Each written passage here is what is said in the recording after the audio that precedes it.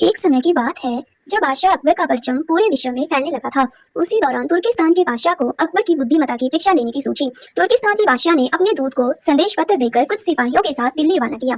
बादशाह ने पत्र में लिखा था, मुझे सुनने में आया है कि भारत में ऐसा पेड़ है जिसके पत्ते को खाकर इंसान की आयु बढ़ने में मदद मिल सकती है। अगर यह बात सच है तो मेरे लिए उस पेड़ के कुछ पत्ते जरूर भेजें। जब अकबर ने उस पत्र को पढ़ा तो वो सोच में पड़ गए। इस चिंता से उबरने के लिए अकबर ने बीरबल का सहारा लिया। बीरबल की सलाह पर बादशाह अकबर ने तुर्किस्तान से आए सिपाहियों और दूत को कैद करने का आदेश दिया। सिपाही और दूत के कैद खाने में कई दिन बीत जाने के बाद अकबर और बीरबल एक दिन उनसे मिलने गए। अकबर और बीरबल को आते देखकर वो सोचने लगे कि उन्हें रिहाई मिल जाएगी, लेकिन ऐसा नहीं हुआ। बादशाह अकबर जब उनके पास पहुंचे तो उन्होंने दूत से कहा, जब तक इस किले की एक दो ईंट गिर नहीं जाती तब तक आप लोगों को आजाद नहीं करेंगे। ऐसा होने तक आप सभी के लिए यहाँ खाने पीने का पूरा इंतजाम किया जाएगा। इतना कहकर बादशाह अकबर और बीरबल वहाँ से चले गए। उनके जाने के बाद दूत और सिपाही कैद से निकलने के लिए उपाय सोचने लगे। जब कोई रास्ता नजर नहीं आया तो भगवान से प्रार्थना करने लगे। जल्द ही उनकी प्रार्थना रंग लाई और कुछ दिनों बाद अचानक तेज भूकंप आया और भूकंप के कारण किले का एक भाग टूटकर गिर गया। यह घटना के बाद दूत ने अकबर के पास किले की दीवार गिरने की खबर भिजवाई। यह खबर सुनते ही बादशाह अकबर को अपना वादा याद आया और उन्होंने तुर्किस्तान के दूत व सिपाहियों को दरबार में प्रस्तुत होने का आदेश दिया।